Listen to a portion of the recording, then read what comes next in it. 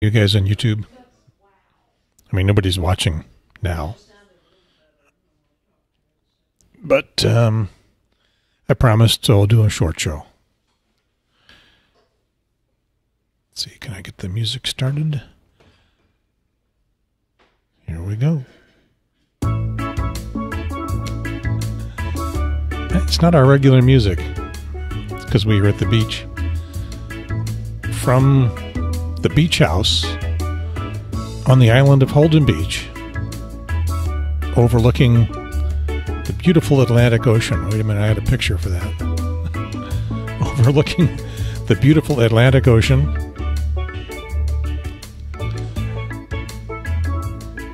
I could do better. I could do better on the picture.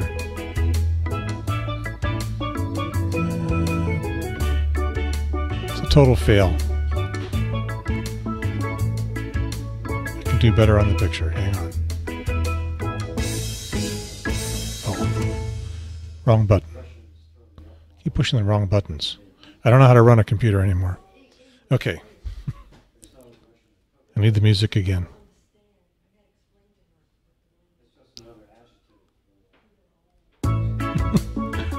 From the beach house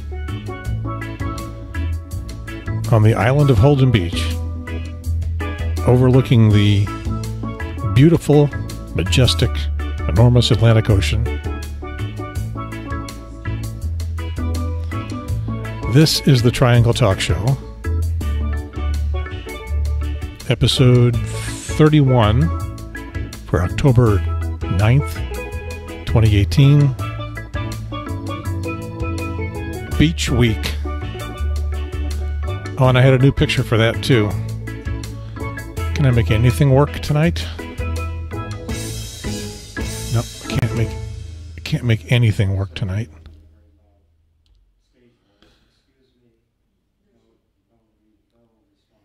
Okay.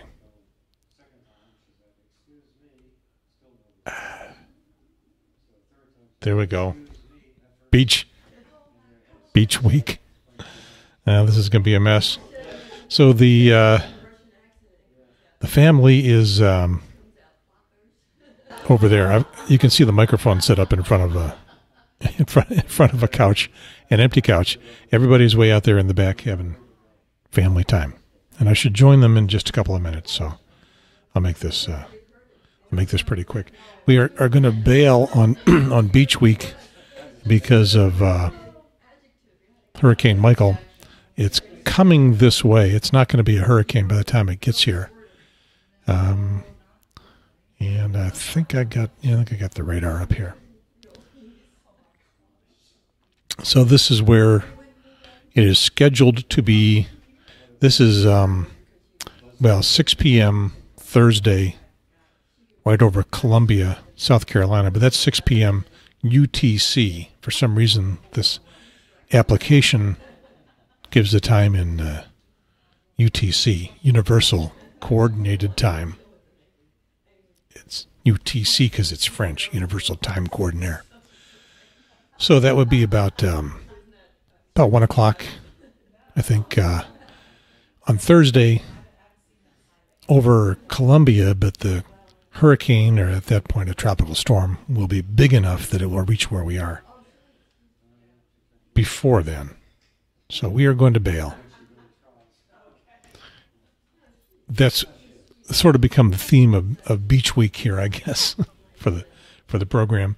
We had the idea that we were going to decide whether to stick it out, ride it out. It's only going to be a tropical storm. The winds in this area probably will peak at about 50 to maybe 60 miles an hour and rain a lot.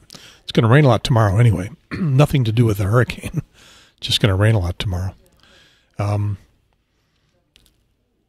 And we thought, well, yeah, maybe we could stick it out. We would be here till Saturday.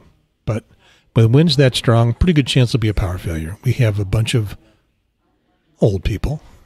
Hey, I'm going to be 70 in 13 months. So I can talk about old people. Got some old people here. This beach house has an elevator because some folks can't walk that well, can't climb stairs. So if there's a power failure and roads get flooded and closed and we could be here longer than we think, we're going to just take the prudent way and head out tomorrow and take everybody back. Charlotte, back to Raleigh. So a truncated beach week, but we've had a pretty good time. I can show you a little bit of it if you're not tired of seeing my home movies and home pictures. Let's see.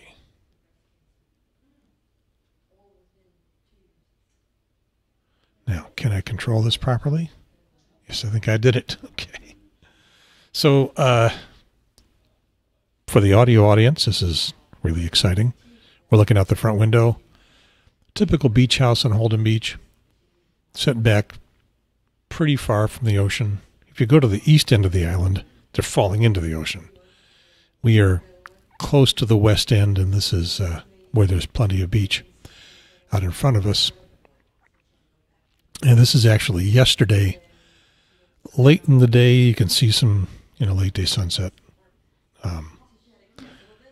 And this is what it looks like looking sideways down the beach from standing on the deck.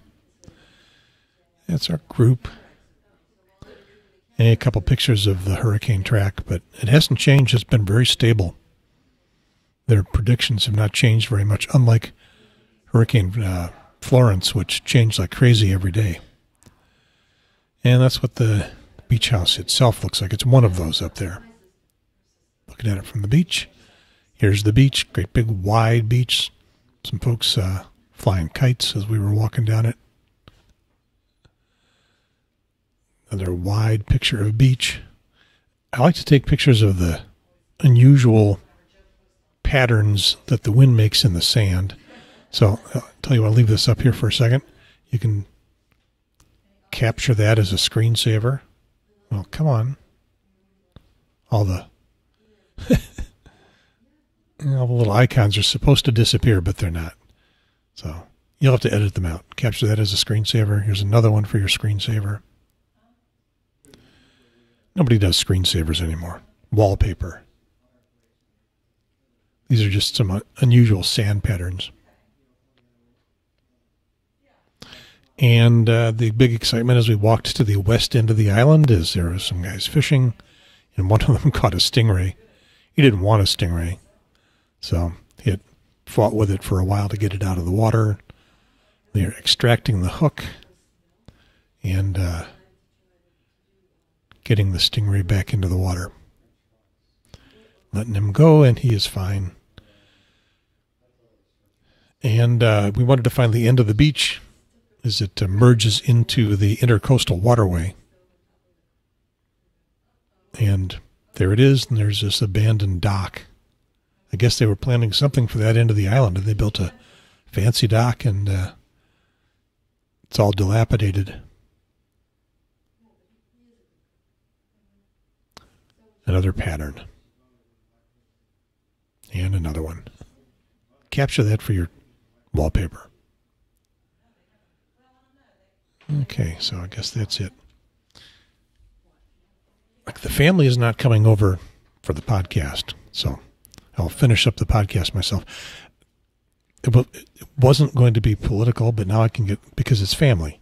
And, it's that Thanksgiving thing. This isn't Thanksgiving, but it's that Thanksgiving thing when you get the whole family together and you have that one crazy uncle who gets real right-wing political. Well, what I'm finding here is with this family, we just don't want to talk about politics at all. We don't want to get into it. And I was at a wedding was it just last weekend? Maybe 2 weeks ago. I don't know. Time is flying. Friends of Cindy, their daughter was having a wedding. It's up in the mountains by Boone. And they had a big, pretty big wedding party. There were probably 30, 40, 50 people there. And I don't know anybody. I know the mom and dad, and I know the daughter, and I know her sister, and all these other people, and you're mixing and mingling and making small conversation, and you think, which one of these people is a Trump voter? What? I'm in my golf announcer voice here, so not bothering the family gathering. Which one of these people is a Trump voter? What can I talk about? What is safe? Small talk. I hate small talk, but what else is there to do? I think I figured out a better way the Kavanaugh thing could have gone. We here in lefty commie pinko land, we're all disappointed. I think I thought of a way it could have gone better. Christine Blasey Ford wrote to her Congresswoman Anna Eshoo while Kavanaugh was still, I think that the timeline was while Kavanaugh was still a nominee, in consideration among a bunch of nominees, but just before he became the nominee, as it was becoming clear he might be. Now, it's disappointing that she said she wanted to say something, she wanted to be anonymous, and obviously you can tell why she wanted to be anonymous. It's a crap show. I'm watching my language. It's a crap show, what she went through. So she wanted to be anonymous, and she sent the note to Eshoo and got forwarded up to the senator, California Senator Dianne Feinstein. And Feinstein sat on it. Now, I don't think that Christine Ford was being calculating about her timing. I don't think so. The right wing will think that she was being conspiratorial, and it was all all planned and timed just right to try to disrupt everything as much as possible. And I don't think so. But of course, I don't think so because I'm, that on that political side of things. I do think that it is quite possible that Dianne Feinstein looked at this and said, I'm going to put this in my back pocket and hang on to it. What she's saying is that she was trying to honor Christine Ford's request, desire to remain anonymous. That's what she says. I can certainly see how she would be, because she's been in politics long enough at the big leagues, she plays the hardball. I can see how she could have said, I'm going to put this in my back pocket and hang on to it just in case. In case, I don't know, things go badly or things go well. Either way, just need that last little bit of leverage. And so nothing happens from when Ford sent her note, I think that was in early July, to September, when it was, when Kavanaugh had been nominated and the hearings were underway. The original bout of testimony had gone by and pretty much looked like he was going to be confirmed. It was pretty much all going to be political.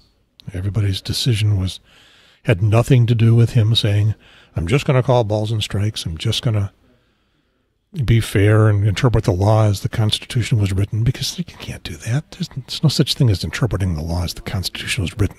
That's the reason why there are judges. If all judges had to do was provide the one and only interpretation, well, then there's no interpretation. It would have been that clear. It's not. It requires interpretation, and that becomes political. The judge part of things, we like the mythology that we have fair judges who don't do anything by ideology.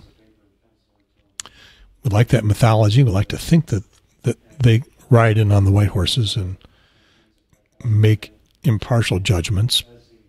But we have so many 5-4 ideologically split Supreme Court decisions that obviously that's not true. So, it just can't be true. So we listen to the hearings, and Kavanaugh claims that he's going to be fair. We'll look at his ideology and see that he's pretty ideological. Even before we get to the last outburst against Democrats and against the left wing even before we see that, we know he's ideological. So our decisions on whether we support his nomination or not are ideologically based. The Republicans won the presidential election, and they have the Senate as, that's the way the elections have been. They deserve to be able to nominate a candidate, and Democrats can oppose that candidate and use all the tools that the opposition has. And they gave up some of the best tools during the Obama administration when they were stymied by a Republican filibuster bloc trying to get federal judges appointed. They were trying to do that for a long time and could not get very many federal judges appointed because the Senate wouldn't confirm any of them. So the Democrats changed the rules. It used to require a 60 vote majority to confirm. I think that's 60, it might be 60%, same thing, to confirm a judge. And they weren't getting any judges confirmed, so they changed the rules for federal judges, but not Supreme Court judges. I think they called that the nuclear option at the time, to make it a 50-50 vote. They had more than 50 senators in the Democratic Party at that time, so they changed the rules and they confirmed a bunch of judges. Well, when it came time for the Republicans to nominate Neil Gorsuch, they couldn't get the 60 votes. They had the Senate now, but they couldn't get the 60 votes they needed to confirm him for the Supreme Court. So they changed the rules, the nuclear option. They changed the rules and made it 50-50 for the Supreme Court. So, it goes around, comes around, as Kavanaugh said. The Democrats started it. The Republicans finished it. You can't really complain about that. So Kavanaugh is ideological, and we don't like how ideological he is. And we look at a few of the specific things that he has written and some of the decisions that he has made. And the number one thing that the Democrats kept bringing up was his dissenting opinion on the Mexican woman, young woman or girl, 17 years old, wanted to get an abortion, and although it was in detention, being held by immigration, and while everything about getting that abortion was legal, Kavanaugh threw up as many roadblocks as he could because he doesn't believe that abortion is a good thing. Doesn't believe that someone should be able to get one. So, Democrats thought pretty strongly that they had a case to make for keeping him from being on the Supreme Court.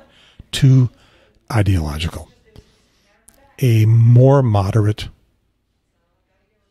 Republican or conservative justice would be confirmable, more easily confirmable without the big fight, like Gorsuch was.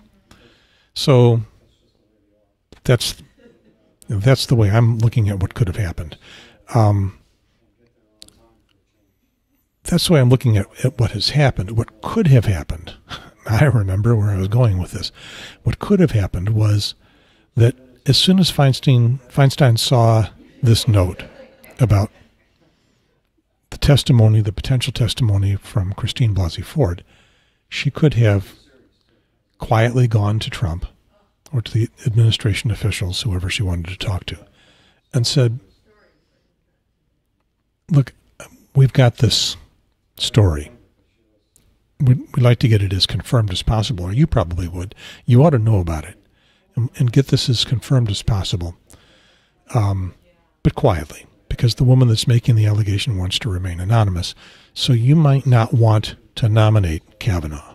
We'd do this before the Kavanaugh nomination became announced, became final. Find the next guy and do this quietly. And there's no need for any publicity. There's no need for it to be in the media. You can just drop the Kavanaugh nomination and go to somebody else, and no one will know that this was part of the reason why. Oh, check it out. Have the FBI do some digging and see if there's anything to this. But even if all it is a very heartfelt story from someone who is pretty credible but has no substantial proof, well, you might want to drop Kavanaugh anyway. Would the Trump administration have gone for something like that? Would they have gone to the next guy? I don't know. There is the speculation that the reason Kavanaugh got in is because he has made statements about presidential immunity from any kind of prosecution, and Trump may think he's going to need some of that. So they may have said, "Oh, thanks for the information. We're going forward," and then things could have fallen apart pretty much the way they did anyway.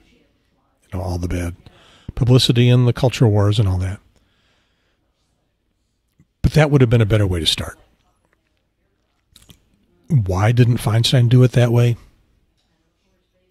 As much as I'd like to think this isn't the case, she's a politician.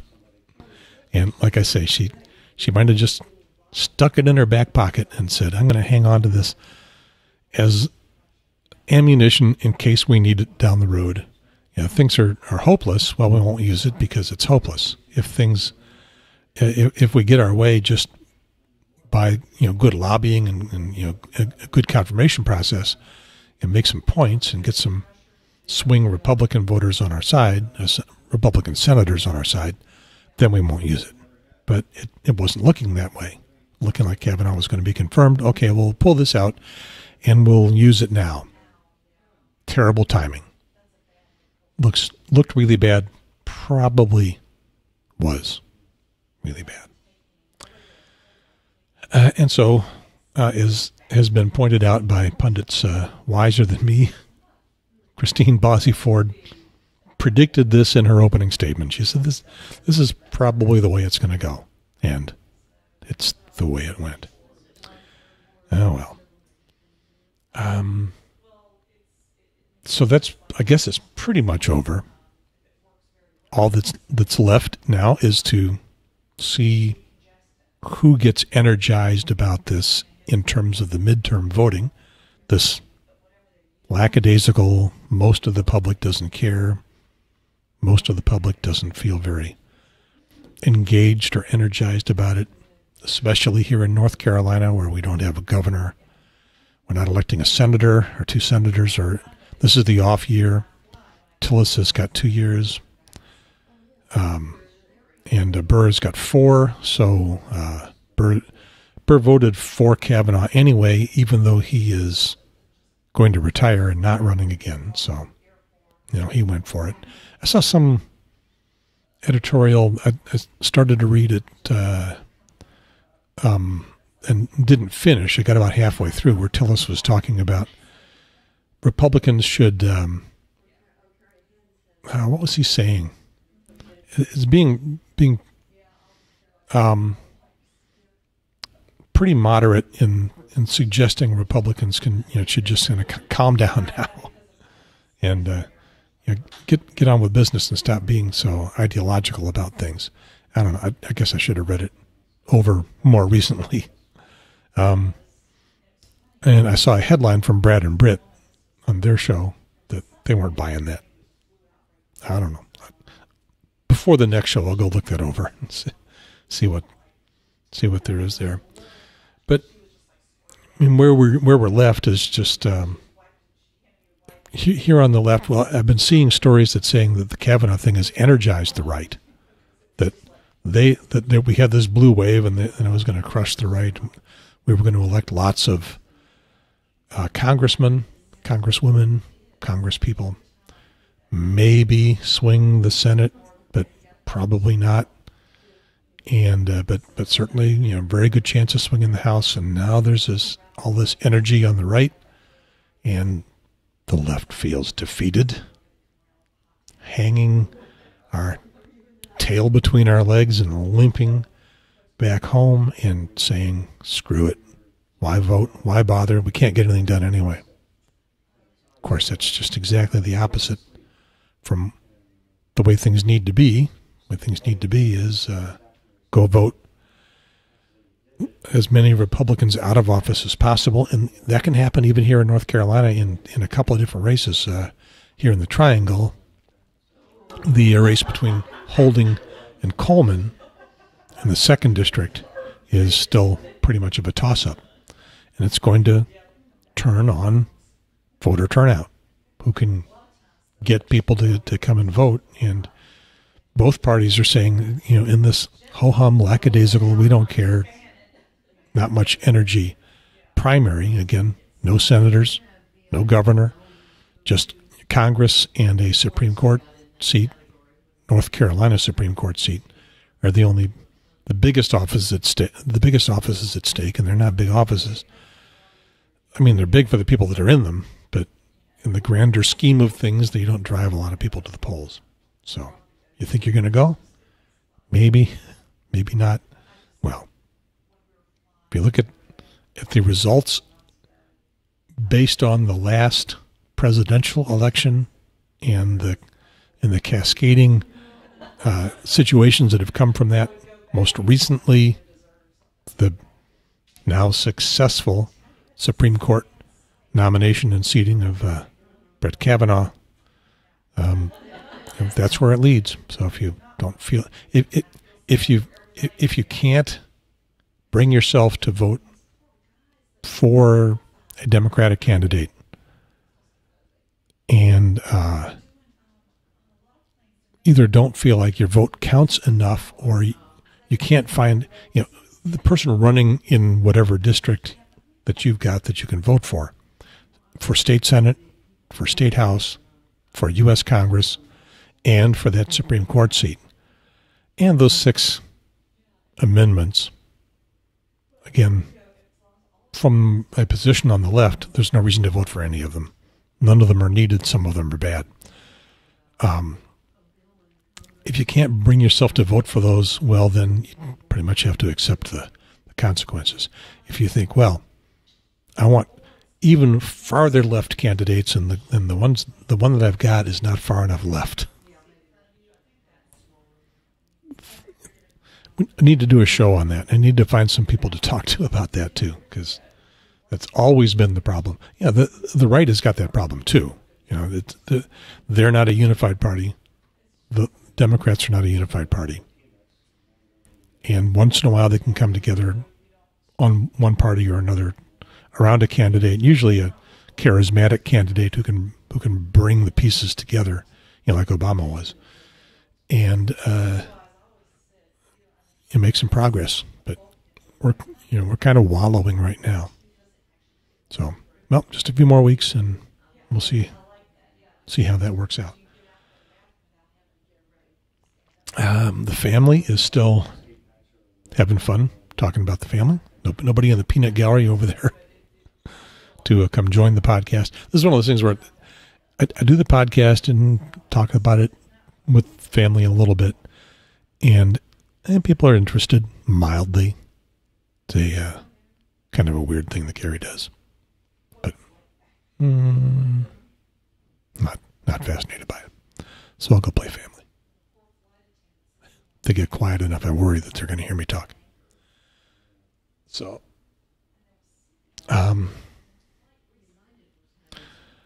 let's see one more thing I wanted to talk about. Oh, the titles that I had a bunch of other titles set up for the show, and let's see. One of them was this will be non-political. I mean, the title I've got is Beach Week. The other is, well, this is October 9th, but it has been so hot for all of September and even the beginning of October that I am officially declaring this August 49th. It is not October 9th. It is August 49th. I understand that when the hurricane clears, tropical storm when it goes by North Carolina, this weekend, we're going to get our cool spell. And the state fair will go on, and it'll be beautiful, and I'll go eat too much stuff. No Krispy Kreme with jalapeno sauce on it. I could have put Texas Pete on a Krispy Kreme a long time ago if I thought that would be any good. No Krispy Kreme burger, but I have my retinue of State Fair food that I like to go eat. So I'll go. I'll get in free because everybody over 65 gets in free, and spend a lot of money on food. Have a good time. Try to walk around enough to walk it off, but that's not going to happen. I did have a couple of other titles. One of them is the previous show is Trump is a Dick. I was going to offer up the option that Trump is still a dick. The original reason that Trump was a dick, obviously plenty of reasons, but the one I was thinking of was that he tweeted in regards to Christine Blasey Ford's testimony that she was molested when she was 15 years old, and I made a mistake on the show when I was talking about it and put the age at 17. Well, 15 is even worse. And what he had tweeted was that he was sure that she or her loving family would have reported that, being sexually accosted, as she said, by Brett Kavanaugh, she would have reported that to the police, or I think he even said the FBI. Well, of course, not the FBI, but to the police, and she should bring that record forward. Well, he knew she didn't. She didn't. She said she didn't. And he knew that she didn't. But the way he did it was very dickish, because it indicates that she and every other 15-year-old girl who was molested should report it to the police. And we know that doesn't happen very often, and women are talking about how that doesn't happen very often and why. And for him to just blithely toss off that it should have been done at that time, and he was sure it was done, and so bring forward that report, that's just a dick move. The reason he's still a dick is when he did that campaign rally, or the presidential rally, like a campaign rally, a couple of weeks ago, and made fun of her. I had one beer, I don't remember. That was also being a dick. And the one main thing that stood out to me was he ticked off the things she didn't remember. She didn't remember how she got there. She didn't remember how she got back. She didn't remember the date, maybe not even exactly the year. But then he said, was I upstairs? I didn't remember if I was upstairs. I didn't remember if I was downstairs. Well, she remembered that. She remembered that just fine. She knew she was upstairs. And when they were talking about what things she specifically remembered, she said she remembered Brett Kavanaugh and Mark Judge laughing. And Trump didn't talk about that. He didn't say, and I don't remember what happened, and I didn't remember if they were laughing. No, he didn't say that. She remembered that. So Trump, you're a dick. And I guess on that happy note, we'll wrap this up. This has been Beach Week on the Triangle Talk Show. Back to the Triangle for the whatever show we do next week. Episode 31, a little bit more vacation. October 9th or August 49th, 2018. Let's see. Push some more buttons here. Got to push the right buttons here. I am Gary Pierce. I'm the Snowflake. And we'll say goodbye to the folks on YouTube. Over and out.